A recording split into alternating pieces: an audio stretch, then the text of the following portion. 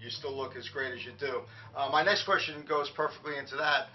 With time being such a premium these days, in your opinion, what's the bare minimum workout that people should at least be striving for? Again, it depends on what your goals are. Obviously, if your goal is to run a marathon, you have to do that type of training. If your goal is general fitness, which is 90% of the people that I work with, where they're trying to maintain or increase their lean body mass and lose body fat, I always say, the best judgment of somebody's true wellness is their body fat percentage, I believe. Because usually if somebody body fat is elevated or not within a normal limits, their blood pressure is usually higher, their cholesterol levels are usually elevated, and so forth. So I always focus on people concentrating on decreasing their body fat levels to maximize their own personal wellness. And for that, I believe that I'm upfront with people. I tell people you should do something 6 days a week as far as your exercise, whether it's cardio, whether it's weight training. I like doing, getting people to try and do 30 minutes of cardio a day because if the heart is healthy, everything else is probably pretty healthy. If the heart's not healthy, nothing else is really going to be healthy. So we got to get that in 30 minutes, and I like more of a high intensity cardio, interval type training. But so during that 30 minutes, you might only be working very, very hard, for 12, 15, 16 minutes. A lot of that in interval training, you're resting and recovering. And then also hitting the weights. I believe hitting each muscle group once per week is very, very important. And whether you break that down into a 3-day split, whether you want to do something 5 days a week or 6 days a week, that's totally up to you. But what I have found is the people who get the most success are the ones that commit to doing something 6 days a week. Because people, the general acceptance is you got to do something 3 days a week. Well, if people commit to Monday, Wednesday, Friday, usually something comes up on one of those days. So they might work out Monday, something comes up Wednesday, so they were off Tuesday, now they're off Wednesday, now they're saying they're off Thursday, and then on Friday, they're like, oh, well, maybe I'll just start over again next week, on Monday because I missed Wednesday. So I find that people can go Monday through Saturday doing something, committing to do something. If they miss a day, it's not that big of a deal. They're forced to get right back on track the next day. And then taking one full day of rest and recovery is important. I try and do that on Sundays. So it really is full time. I mean, if you want to excel and stay healthy, it's really a full time commitment. And it's not. We're not talking about hours and hours. And like we always tell our clients, if you can give me an hour a day training and the rest of the day you eat your 5 or 6 meals, you should be pretty good and get that cardio in, which is important also. My next question leads to supplements. I mean, we're in a lifestyle now where, there are probably, I don't know, I think the supplement business probably got to be $4 or $5 billion at this point. Between GNC and all these other places. As far as supplements go, which ones, if any, are a must for your average person who's training like we're talking about, 5, 6 days a week? Again, I'm always going back to general fitness for true wellness. I'm a big believer that everybody should be taking a multivitamin, a good multivitamin, because everything has to be functioning properly at the cellular level. And with the foods nowadays that we eat, the processed foods, how they're stored in the grocery stores and everything, we're not getting the same vitamins and minerals and nutrients that we did years ago when things weren't as processed. So even if you think you're eating organic, you're still probably not getting all the nutrients that you need at the cellular level.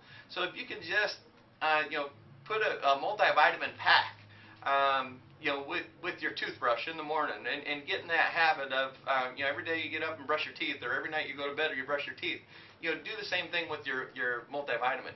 You should be taking that, and I'm a big believer in fish oil, a good quality fish oil, and also a antioxidant, some form of antioxidant, whether it's a liquid fruit and vegetable type drink, whether it comes in a pill form. We just get exposed to a lot of radiation nowadays from even sunlight and cell phones and other things like that. And those are my minimums for people. And then everything else for supplements is based on people's own individual goals, whether they're trying to put on muscle, they're trying to lose fat, if they have specific things for joints. I'm a big believer in saw palmetto for males. If you're getting up in age, you should be taking some sort of prostate type formula. And again, in a multivitamin packet, it might have 5 or 6 different pills in that could be your regime for the day. So you don't have to go out and buy 5 or 6 different products if you just get one good multivitamin packet that has those things in it. Right. So that's talking about supplements. I mean, and again, you walk into a GNC and the racks are filled with creatine and whey and all these protein powders and stuff.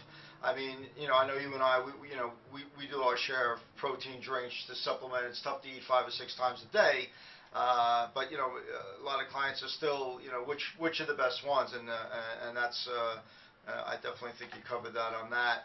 I'm going to go to a pretty broad question here, Bill. I mean, we've been around. You have young kids now. I mean, we see an obesity problem in this country probably worse than any other country.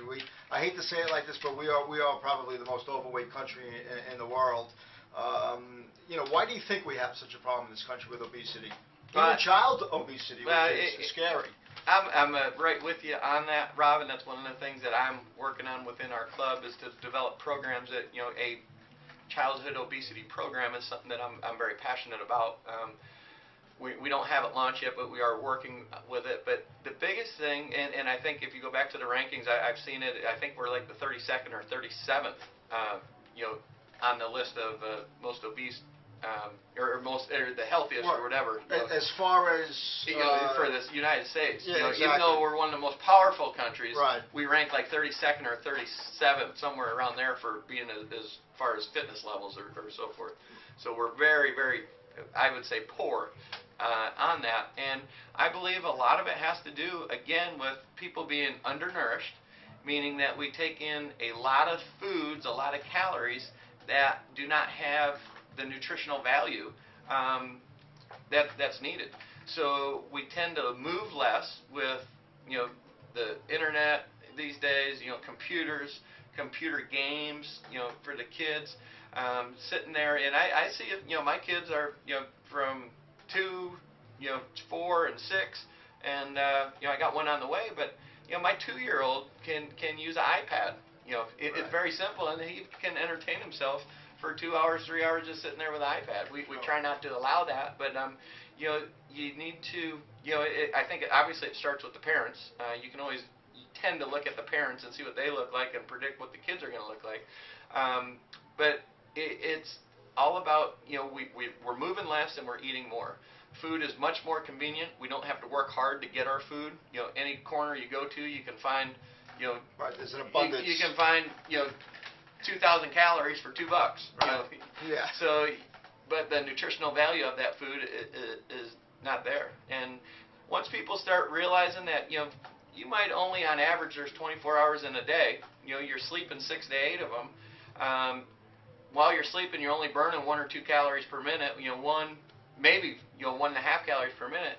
So your body's slowing down for those 6 to 8 hours. So during your waking hours, you're only you have the opportunity to burn X amount of calories. Then most people have desk jobs. They're too tired, when they come home, so they don't want to exercise. And it's all about, calories in versus calories out. So, we need to, as parents, need to be role models for our kids, and we gotta, stop, feeding them things out of these crinkly bags and all the processed foods that we're giving them. Yeah, I mean, when we were young, Bill, I don't know about you, but I'm sure when I didn't come home until it was dinner time, so I was out riding my bike 3 miles to my friend's house, riding back home, so we were always moving.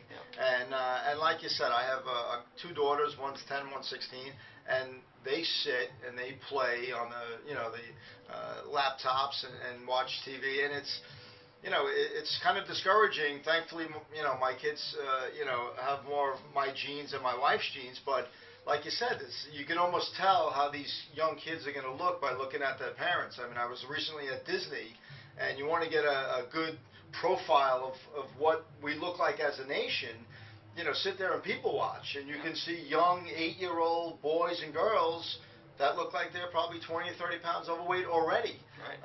And not counting the financial burden it takes on this country, because obesity leads to hypertension and diabetes. So not even just the exercise part, but also the medical benefit of getting in shape is, it would, let's face it, I mean, right now you go to a doctor and the prices are outrageous, and a lot of it has to do with how many people go to the doctor for simple things that they shouldn't be going for. Right.